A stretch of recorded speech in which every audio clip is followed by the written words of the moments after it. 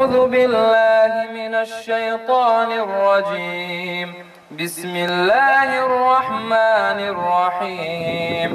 الرحمن علم القرآن خلق الإنسان علمه البيان.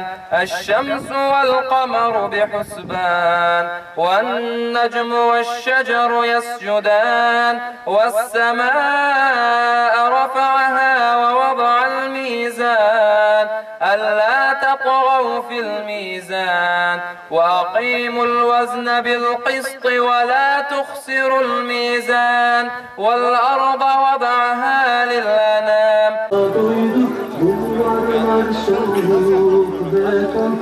Şehitler ölmez, ölmez, ölü demeyin aman, ölü demeyin aman.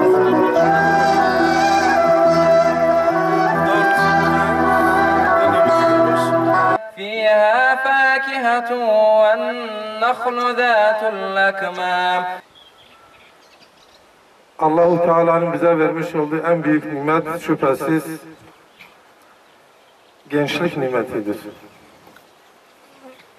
Gençlik nimeti için ne kadar Rabbimize şükredersek azdır. Onun için gençliğimizi iman ve salih amel ile ve cihad ile donatırsak, süslersek ahirette inşallah mutlu olanların arşın gölgesine giren gençlerden olacağız. Siz de biliyorsunuz, kıyamet günü arşın gölgesinde bir mızrak kadar güneş beyinlerimizin içindeki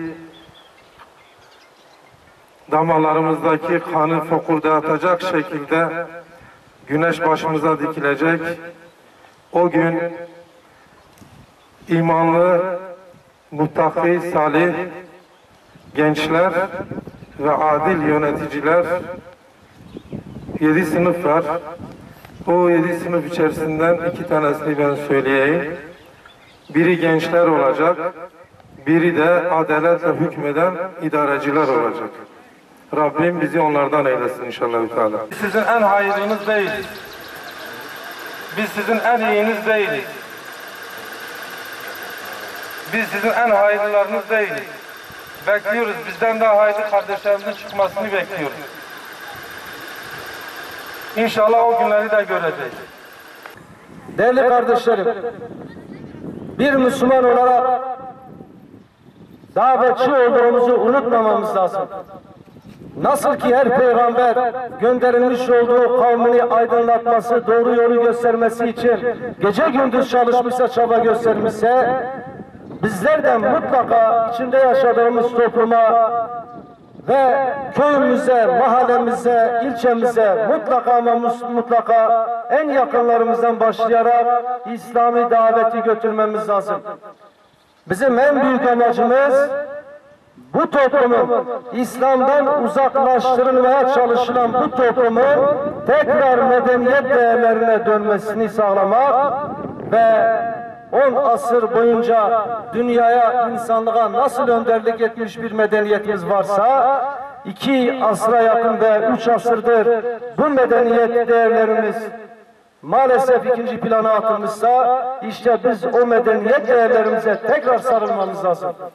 Şerefte, adalette, insanlıkta İslami değerlerdedir. Ve bu yüzden Hüdapar olarak referansımız İslam'dır dedik. Yola çıktık ve Kemalist sistemin de alternatifi olduğunu söyledik. Biz herhangi bir partinin alternatifi değiliz.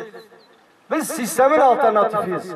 Bugün bu ülkede eğer zulüm varsa, haksızlık varsa, İslam kardeşliği sadece söylemdeyse, Müslümanlar arasında yardımlaşma ve dayanışma ruhu azalmışsa, bunun en büyük sebebi bu mevcut olan Kemalist sistemdir. Bu yüzden bu bataklığın kurutulması lazım. Bu sistemin değiştirilmesi lazım ve ekseninde insan ve daha sonra adalet ilkesiyle tekrar tesis edilmesi gerekiyor. Hüdapar olarak en büyük gayemiz budur. Bu ülkede adaletin yeniden tesis edilmesi ve bu ülkede yaşayan 80 milyon insanın eşit bir vatandaş statüsünde olması için herhangi bir ayrımcılığa tabi tutulmaması için çaba ve gayret gösteriyoruz.